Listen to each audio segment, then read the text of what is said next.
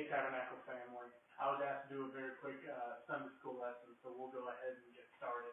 Take your Bibles and turn to Song of Solomon chapter 5.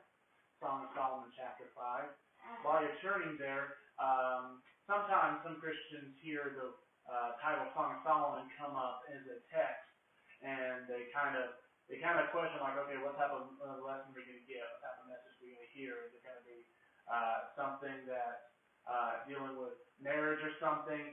It's not really going to be about marriage. It's about our relationship to Christ and how we react to Christ for all that He has done for us. Song of Solomon is the book that's written by a particular character, Solomon. Solomon, the king of Israel, the son of David, is well known for several things. Two things immediately jump to mind as to what he's most well known for. First of all, he's known as the wisest man that's ever lived. When his father, King David, died, God came to Solomon and said, "Listen, Solomon, for David's sake, tell me what you would have me do, and I will give it to you." And Solomon asked for wisdom. He said, "Lord, give your servant wisdom that he may govern your people." Now, that question, that answer that Solomon gave in itself shows that he was already a wise individual. He already knew that wisdom is the most important thing. And he knew that to get more wisdom is to be more valuable than gold or silver. So he was already a wise man. But God said, because you have asked for wisdom, you will be the wisest man that ever lived. And you'll be the wealthiest man that ever lived. And in addition to all this, he will be a man of peace because of his commitment to building the temple. That's one of the most important things we remember Solomon for. The second thing we remember about King Solomon, if his asking God for wisdom was a highlight, the second thing we remember about him was a lowlight. And that is his shortcoming as many wives as he had. Solomon was known to have had at least 1,000 women. Wives and concubines combined, he had 1,000 women that he was married to. Now, we look at concubines and we look at the wives that he had, and wives to kings many times were not chosen out of love. It was chosen out of political convenience. Kings formed alliances with other nations by marrying the daughters of other kings, and so kind of cementing a bond. It was kind of a mutually assured destruction type deal. One king is not going to raise his hand against Solomon because he's scared his daughter will be caught in the cross line. It is a way of kind of slowing down opposition from other nations. And Solomon's commitment to having all these different wives did show, even though he had a lot of wisdom given by God, and as well as he was a man that trusted in God, he was not a perfect man. And he did not place complete faith and trust in God, because if he had, he would have realized that there was no need for these political unions. We know that he married the daughter of Pharaoh. He married Canaanites that worshiped the god Moloch and Baal.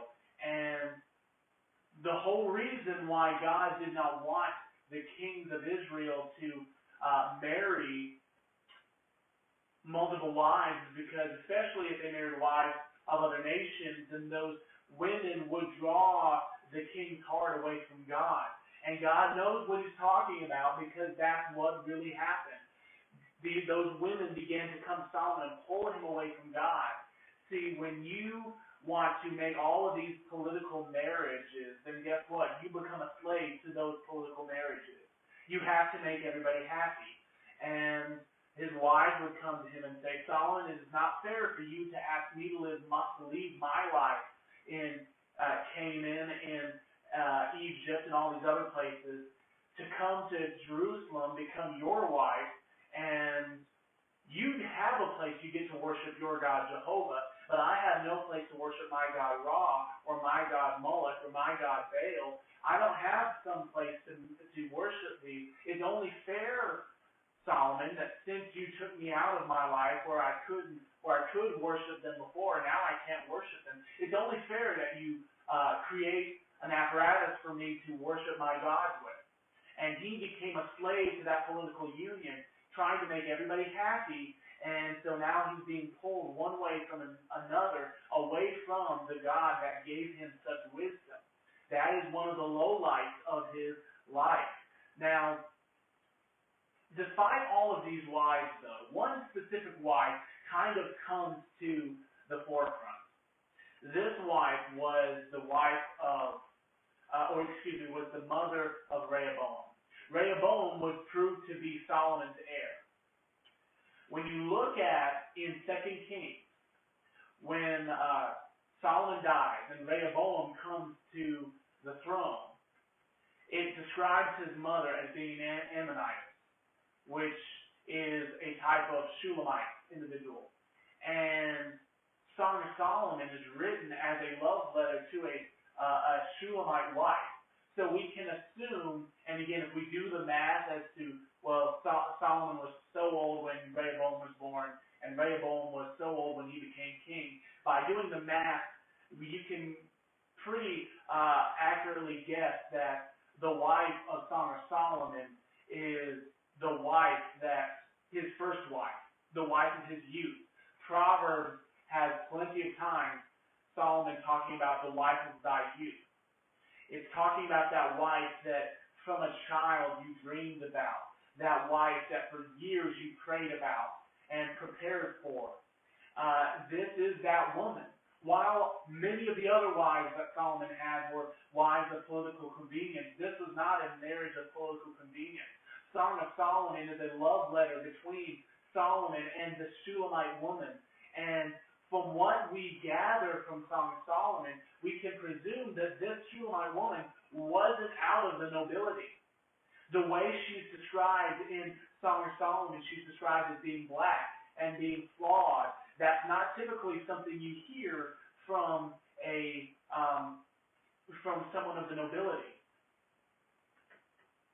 She has her issues, and she realizes that she has her issues, and you can assume that this comes from a realization that she is not of the nobility. She doesn't see herself matching up to the might and the grandeur of the Israelite throne.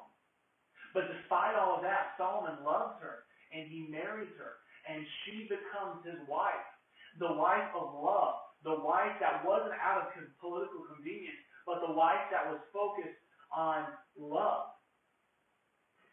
Song of Solomon 5 is not a chapter that's focused on the description of her physical traits. Song of Solomon 5 focuses on the relationship between the Shulamite bride and her husband Solomon.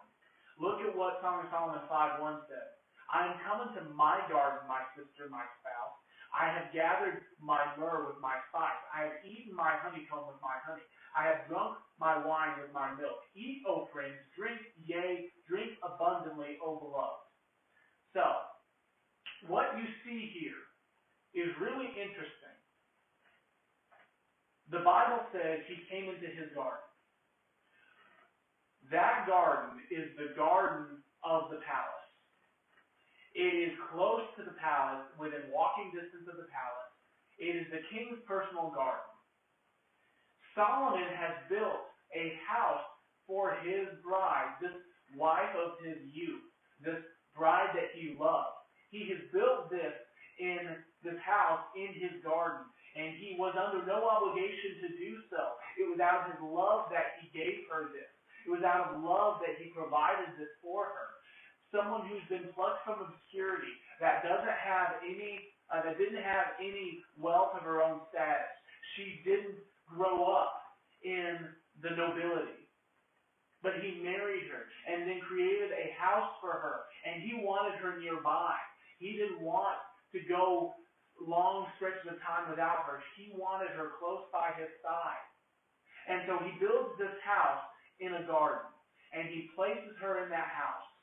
And it's interesting to notice Solomon goes to the garden to search for his wife at the expense of what's going on in the palace. It says that he has gathered his myrrh with his spice. He has eaten his honeycomb with his honey. He drunk wine with and his milk with his friends. It's as though Solomon has been at a party in which all of his friends are in the palace, and he's sitting in the banquet hall, and he looks at all the friends, and he looks at all of his wealth, but he realizes that that's not what he wants. He isn't satisfied with the stuff. He wants his bride. And so he leaves the palace to come to this garden to find his bride. Verse number 2 picks up with the bride perspective. Verse number 2, I sleep, but my heart waketh. It is the voice of my beloved that knocketh, saying, Open to me, my sister, my love, my dove, my undefiled. For my head is filled with dew, and my locks with the drops of the night. What it sounds like here is Solomon has come to this house he built for this wife of his in the garden, and he's been there knocking at the door for a long time, hoping she will hear, and she'll open the door. His hair is filled with the rain and with the dew of the night as he has waited and called upon her. This is a woman who's not used to having nice things. Really, what she would most likely desire is just a relationship. The relationship of love she could have with someone that loves her. You read Song of Solomon, and it is evident she loved Solomon. She was not a gold digger just wanting to get all the money from him. She loved him for him. Despite that, though, she kind of lapses. Listen to what happens. She hears her husband at the door. Verse number 3, listen to what she says. At his asking for her to open the door to him, she says, I've put off my coat. How shall I put it back on? I've washed my feet. How shall I defile them? Upon hearing him asking for her to come to the door, she gets wrapped up with the stuff she has. She says, Solomon, I'm in bed. I've already taken off my coat. I've washed my hands. Verse number 5 will tell us she's washed her hands with myrrh, one of the last things that you'll do before going to bed. She's washed her feet. Solomon, I don't want to come and open the door. I don't want to commune with you. I've already gotten in bed. If I walk across the floor to try to open the door to you, Solomon, I'm going to get all this dirt and all this trash on my feet. I don't want to open the door to him. For an instant, her God becomes the stuff. For a moment, she forgets the love that she had for her husband. And then what happens next is, verse number 4, my beloved put his hand by the hole of the door, and my bowels, my affections were moved for him. Now she's come back to her senses. Now she realizes, what am I doing? I am so satisfied with the stuff that I'm not going to go and open the door to my husband. You know what? It's easy for us to look at her and to criticize her. It's easy to say, man, this guy truly loved her. He went above and beyond.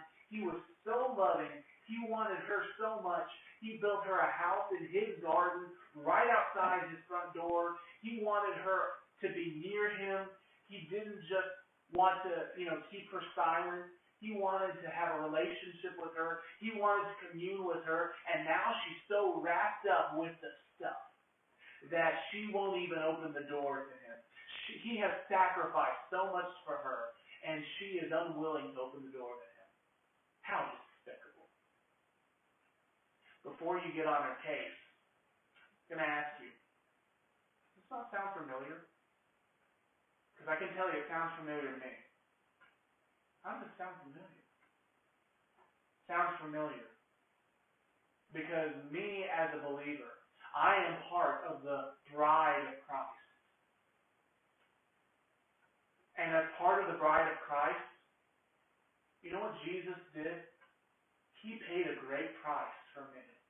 Solomon paid a great price to bring her out of obscurity, to build her this house, to give her all of these stuff. It was a great thing he did for her. It was a great price to him. But an even greater price, Jesus Christ paid for the marriage certificate with his own blood on Calvary's cross. The marriage of the church to Jesus took place only because he sacrificed his life. He paid for that. The witness to our marriage with Christ wasn't with two witnesses and a preacher. It was the blood of Christ that was witness to it. And you know what we do? We get filled with the stuff. We get so concerned with the stuff that we don't even open the door to our husband as he knocks at the door for us. Verse number 5 says, I rose up to open to my beloved, and my hands dropped with myrrh, and my fingers with sweet-smelling myrrh upon the handles of the lock. What happens is she had gone to bed, and before she went to bed, she had washed her hands with these fine oils. And when she goes to open the door to her husband, when she's come to her senses, she can't open the door because her hand is slipping against the lock. I never would have thought that I would have lived an illustration to this. When I was in high school, one day I was carpooling with someone to school, and it was cold out, it was winter, and my hands kept cracking. All of our kids, our hands cracked all the time in the winter, and our parents had bought some olive oil and said, rub this in your hands in the morning, that will moisturize your hands, and your hands won't crack due to the wind and the cold. Well, I got up and I was getting ready, I was running behind, and on my way out the door, I took some of that olive oil, put in my hands, and I put too much in my hands. And my hands were like this white. My hand was just dripping with all that oil. And then I had to run out the door. I couldn't wipe it off, so I just went to the door handle to open the door handle. And it took me an extra minute, or maybe not a minute or so, but it took me several more tries to open the door because of all that stuff on my hands. I couldn't get it open. That's the same thing this woman has. She can't get the door open because of the stuff on her hands. You know what? God has given us so many blessings that many times those blessings outcrowd our lives. We take the stuff, and you know what? You can't open the door until you put the stuff down. What she needed to do was wipe her hands free of the stuff. What us Christians like to do, we like to try to open the door. We like to try to open the door without actually getting rid of anything. She realized in order to open the door, she had to get rid of some stuff. Christ has given us so many blessings. Many times we let the blessings overcrowd our life. They become more important to us, and then they become hindrances to us. So that when the Lord comes to us, and he says, you know what, we've not talked in a while. We've not communed in a while. We say, God, I really wish I could commune with you, Lord, but, I just got done working a double shift. I just picked up the kids from soccer practice. The car is blowing up, and I spent all my time trying to fix the car. And, Lord, I just don't have time. Those are all blessings God has given us. And those things in themselves are not bad. But when we let those things become hindrances to us opening the door to our Savior, then guess what? It's not worth it. It's not worth it to keep the stuff, but to let our husband sit outside the door and not open to him. And it costs her something. Because when she goes to open the door, listen to what happened. I opened to my beloved, but my beloved had withdrawn himself and was gone. My soul failed when he spake. I sought him, but I could not find him. I called him, but he gave me no answer. Make no mistake, she eventually finds him. But you know, the Lord is to be sought while he can be found. And many times, we miss the Lord in our lives because we get so wrapped up with what's going on around us. We've got the Martha syndrome. We get wrapped up doing all this stuff for Christ that we don't spend time to actually be with Christ. And we miss Jesus when he passes by. When he says, I want to answer you. I want to speak with you. I want to commune with you. Guess what? Jesus wants to speak with us. He said, behold, I stand at the door and knock. If any man open unto me, I will open the door. I will come in and sup with him. He wants to commune with us. But many times the stuff crowds out our life. And you get rid of the stuff. This woman realized the dangers to getting caught up with the stuff. She realized the dangers with saying, you know what, I'm just going to take some extra time to do my own thing. The king has given me all this, and the stuff is more valuable to me now than my relationship with my husband. We as the people of Christ, the bride of Christ, especially in America, are especially bad at this. What happens is the American church is one of complete and total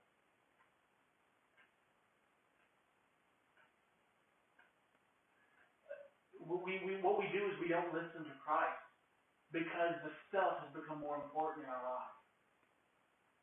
If we want to actually have communion with our husband, with Christ, the one that paid for our marriage to him, then guess what we're going to have to do? We're going to have to get rid of the stuff. The stuff can't crowd out our relationship. And that's what happened here. Thankfully, it's an easy fix. Relatively easy fix. Because again, Jesus never leaves us. He never forsakes us. We might leave him, but he can always be found. But we got to get the stuff out first. And what happens is, you draw nigh to God, he will draw nigh to you. But the question is, what is the opportunity cost? What is the lost opportunity cost to you not opening when he calls for you at first? Jesus will oftentimes come at a perfect time for you to speak with him. And then we say, oh, Jesus, I'm too busy. I'll talk to you later, Jesus. Then later we go to him and we pray. And it seems like our prayers don't get beyond the ceiling. Why is that? Because he's passed by. He can be found. He never leaves us or forsakes us. But you're going to have to search for him.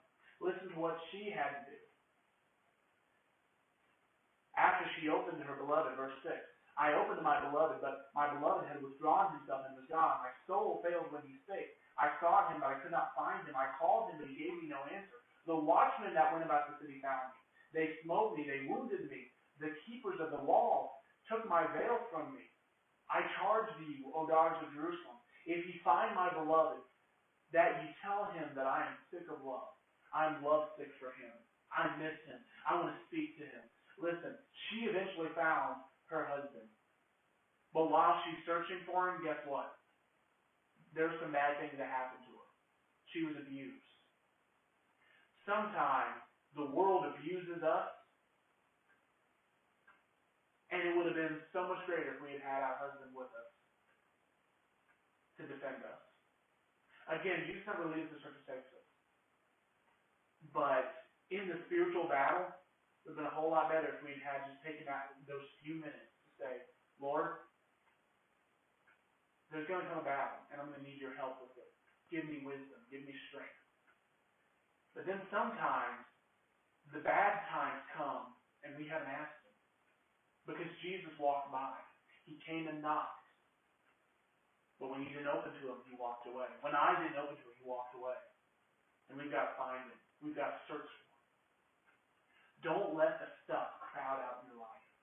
Don't let the stuff that Christ has given you crowd out your relationship with him. The songwriter said, give me Jesus. You can have all this world, just give me Jesus. In the morning when I rise, give me Jesus. I don't want the power of this world. I don't want the stuff of this world. I want Jesus. I want my Savior. I want my husband. I want the one that paid for the marriage license with his own blood. I want him. Dear precious Heavenly Father, I thank you for today, and I thank you for who you are. I'm thankful, Lord, that you never leave us or forsake us. Lord Jesus, I'm as guilty as anybody else of rejecting you when you come by. I say, Lord, I'm too busy. Lord, I'm too wrapped up in the stuff you've given me to actually talk to you. Lord, I'm as guilty as anybody. Help us, Lord, see that you are the greatest thing. You are really all that matters. And we need to sacrifice everything to spend time with you. I love you and I thank you for dying on the cross for my sins. In your Son's name I do pray.